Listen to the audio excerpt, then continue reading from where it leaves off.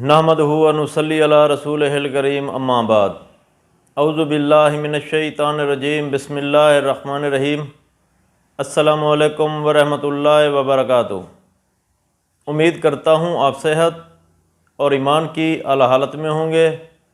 اللہ تبارک و تعالیٰ آپ کو اور آپ کے اہل خانہ کو ہمیشہ ہنستا مسکراتا رکھے۔ خوابوں کی تعبیر میں ہمارا جو آج کا موضوع ہے وہ ہے خواب میں وادی دیکھنا۔ علامہ ابن سیرین رحمۃ اللہ علیہ نے خواب میں وادی دیکھنے کی تقریباً 5 مختلف صورتیں بیان کی ہیں۔ ہر صورت کی الگ الگ تعبیر بیان کی ہے۔ مثلاً خواب میں وادی دیکھنا، خواب میں وادی خشک دیکھنا، سرسبز و شاداب وادی دیکھنا، خواب میں وادی سے نکلنا یا وادی میں نہر دیکھنا وغیرہ۔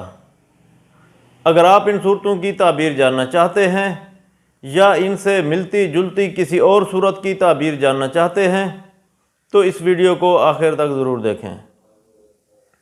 اور اگر آپ نے ابھی تک ہمارے یوٹیوب چینل خواب کی حقیقت کو سبسکرائب نہیں کیا تو پہلے سبسکرائب کر لیں تاکہ ہماری اگلی آنے والی ویڈیو آپ تک پہنچ سکے۔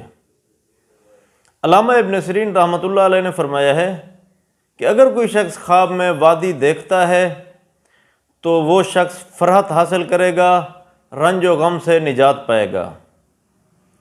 اگر کوئی شخص خواب میں خشک وادی دیکھتا ہے تو اس خواب کی تعبیر یہ ہے کہ خواب دیکھنے والا شخص تنگ دستی کا شکار ہوگا، مصیبت میں پڑے گا، تکلیف اور دکھ اٹھائے گا۔ ایسے شخص کو چاہیے کہ وہ صدقہ دے۔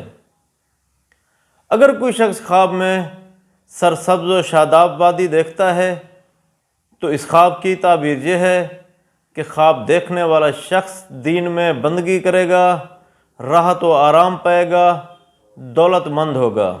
اگر کوئی شخص خواب میں دیکھے کہ وہ وادی سے باہر نکلا ہے تو اس خواب کی تعبیر یہ ہے کہ خواب دیکھنے والا شخص اگر خشک وادی سے باہر نکلا ہے تو خواب دیکھنے والے شخص کی تکالیف اور پریشانیاں دور ہوں گی۔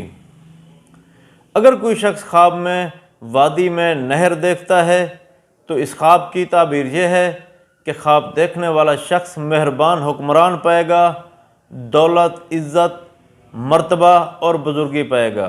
اللہ تبارک و تعالیٰ سے دعا ہے کہ اللہ تبارک و تعالیٰ ہمارے خوابوں کو ہمارے لیے باعث نعمت اور باعث رحمت بنائے۔